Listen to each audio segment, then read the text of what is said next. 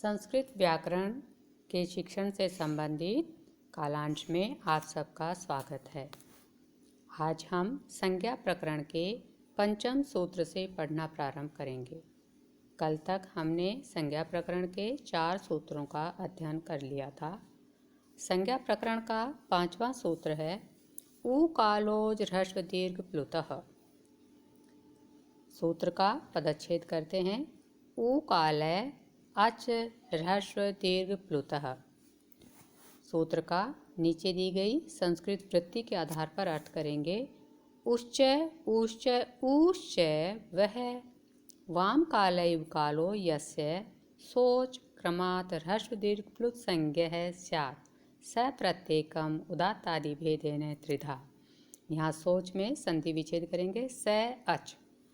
अब अर्थ करते हैं कि उश्च ऊश्च ऊश्च वह वाम कालैव कालय यस्य स अच। उकार ऊकार और ऊकार के उच्चारण काल के समान उच्चारण काल जिस अच का हो, अर्थात अच प्रत्याहार में आने वाले स्वर का हो, वर्ण का हो, उसकी क्रमशः ह्रस्व दीर्घ प्लुत संज्ञा होती है। अर्थात उकार के समान वर्ण ह्रस्व कहलाएगा, उकार के समान वर्ण दीर्घ कहलाता है और ऊकार के समान वर्ण प्लुत कहा जाता है। आगे बताया गया स प्रत्येकमुदात्तादि भेदेन त्रिधा। इस तरह से ह्रस्व दीर्घ और प्लुत के भेद से 3 प्रकार का जो स्वर होता है वह प्रत्येक पुनः उदात्त आदि के भेद से त्रिधा 3 प्रकार का होता है। आदि से तात्पर्य है अनुदात्त और स्वरित। उदात्त को गिना दिया और आगे आया आदि के भेद से, तो उदात्त के आगे हम लेंगे अनुदात्त और फिर स्वरित।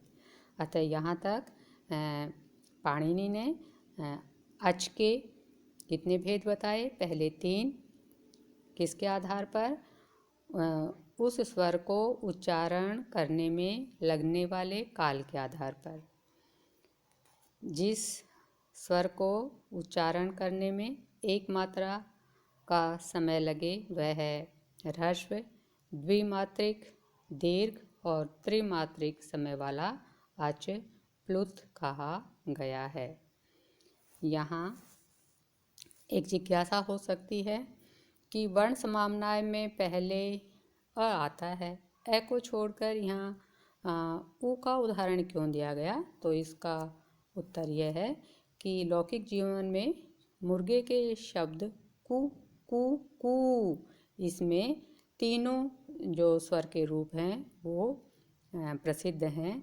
किसके लिए? ह्रस्व, दीर्घ और प्लुत के लिए। तो यह जो 3 प्रकार का स्वर है प्रसिद्ध है ह्रस्व, दीर्घ, प्लुत के लिए। इसी को उदाहरण के रूप में यहाँ प्रस्तुत किया गया है। यहाँ हमने अच प्रत्याहार का प्रयोग पढ़ा है। कल जो हमने पढ़ा था कि पाणिनि ने माहेश्वर सूत्रों से अनेक प्रत्याहार बनाए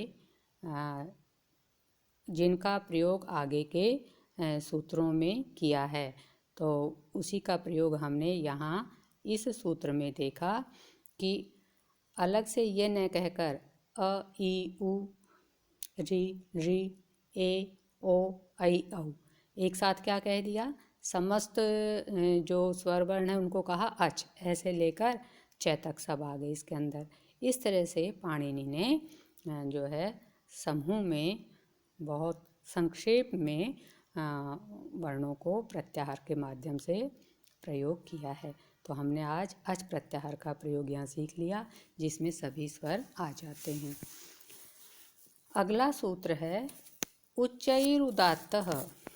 अब यहाँ पर आया था कि जो स्वर ह्रस्व, दीर्घ तथा प्लुत के भेद से 3 प्रकार का होता है और पुनः उदात्त आदि के भेद से 3 प्रकार का प्रत्येक और होता है।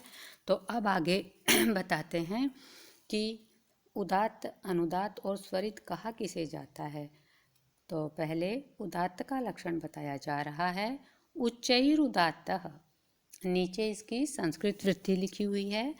तालवादिषु सभागेषु स्थानेषु ऊर्ध्वभाग निष्पन्नोज उदात्त संज्ञा स्यात्। इसके पदों को अलग अलग करते हुए पढ़ेंगे। तालु आदिषु सभागेषु स्थानेषु ऊर्ध्वभाग निष्पन्न अच उदात्त संज्ञा स्यात्। सभागेषु, भाग या हिस्सों सहित। तालु आदिषु, तालु आदि। स्थानेषु, स्थानों के। ऊर्ध्वभाग निष्पन्न, ऊपरी भाग से उच्चारित होने वाला। अच अर्थात स्वर, अच प्रत्याहार घटक वर्ण अ ई उ आदि उदात्त संज्ञा साथ उदात्त संज्ञक होता है।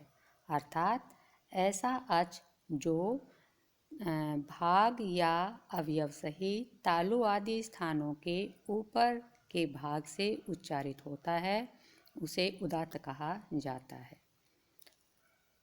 अगला भेद है अनुदात्त।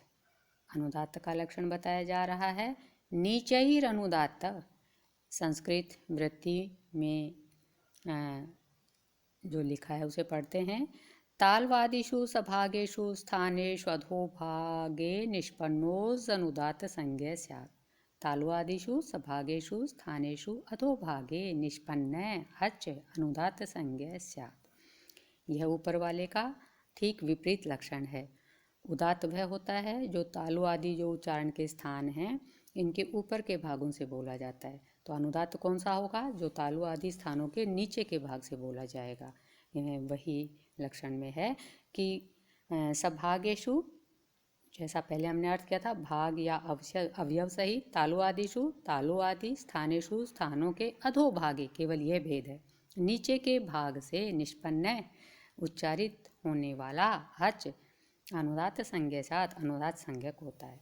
अर्थात ऐसा अच जो भाग या अवयव सहित तालु आदि स्थानों के नीचे के भागों से उच्चारित किया जाता है, उसे अनुदात्त कहा जाता है। तीसरा है स्वर का भेद स्वरित। स्वरित के लिए सूत्र आया है समाहार स्वरित। नीचे संस्कृत वृत्ति के अनुसार सूत्र का अर्थ करेंगे। उदात्तत्व अनुदात्तत्वे वर्णधर्मौ समाह्रियेते यस्मिन् सोच स्वरित संज्ञा स्यात् स नवविधोऽपि प्रत्येकम् अनुनासिकत्वाभ्यां द्विधा। उदात्तत्व अनुदात्तत्वे वर्णधर्मौ समाह्रियेते यस्मिन् स अच स्वरित संज्ञा स्यात्। इस भेद में दोनों के लक्षण एकत्र समाविष्ट होते हैं। समाहार होता है किनका? ऊपर के दोनों भेदों के लक्षणों का। इसी को बताया जा रहा है कि यस्मिन, जिस अच में, उदात्तत्व अनुदात्तत्वे, उदात्तत्व और अनुदात्तत्व वर्ण धर्मौ, ये दोनों वर्ण धर्म समाह्रियेते, एक साथ विद्यमान होते हैं, समाविष्ट होते हैं। स अच, वह अच स्वरित संज्ञा स्यात् स्वरित संज्ञक होता है। अर्थात ऐसा अच जिसमें उदात्तत्व और अनुदात्त तत्व दोनों लक्षण एक साथ विद्यमान होते हैं, वह स्वरित कहा जाता है। आगे अन्य भेदों को कहा जा रहा है। स नवविधोपि, इस तरह यहाँ तक अच जो 9 प्रकार का हो गया, वह 9 प्रकार का अच प्रत्येकम, प्रत्येक, अनुनासिकत्व अनुनासिकत्वाभ्याम, अनुनासिक और अनुनासिक के भेद से 2 प्रकार का और होता है। इस तरह महर्षि पाणिनि ने यहाँ अच या स्वरों के भेद जो बताए हैं, उनके अनुसार स्वर कुल 18 प्रकार का बताया गया है। पहले जो भेद बताए वे उच्चारण करने में लगने वाले समय के आधार पर बताए, ह्रस्व, दीर्घ और प्लुत। उसके बाद जिन स्थानों से इन वर्णों का उच्चारण होता है, उन स्थानों के भी भाग होते हैं, ऊपर, मध्य, नीचे। तो उन भागों के साथ उन स्थानों से बोले जाने के आधार पर भेद बताए 3 और फिर अनुनासिक और अनअनुनासिक के भेद से 2 भेद और बताए। इस तरह से प्रत्येक जो स्वर है यहाँ तक 18 प्रकार का बताया गया है। इसे हम तालिका से अच्छी तरह समझ सकते हैं। स्वर जिसके 3 भेद हुए, ह्रस्व दीर्घ प्लुत, फिर प्रत्येक के 3 भेद होंगे, उदात्त अनुदात्त और स्वरित, फिर प्रत्येक के 2 भेद और होंगे, अनुनासिक और अननुनासिक। इस तरह से यहाँ तक हमने स्वर के 18 भेदों का अध्ययन किया। आज इतना ही। आप सभी सकुशल रहें। धन्यवाद। जयतु संस्कृतम, जयतु भारतम।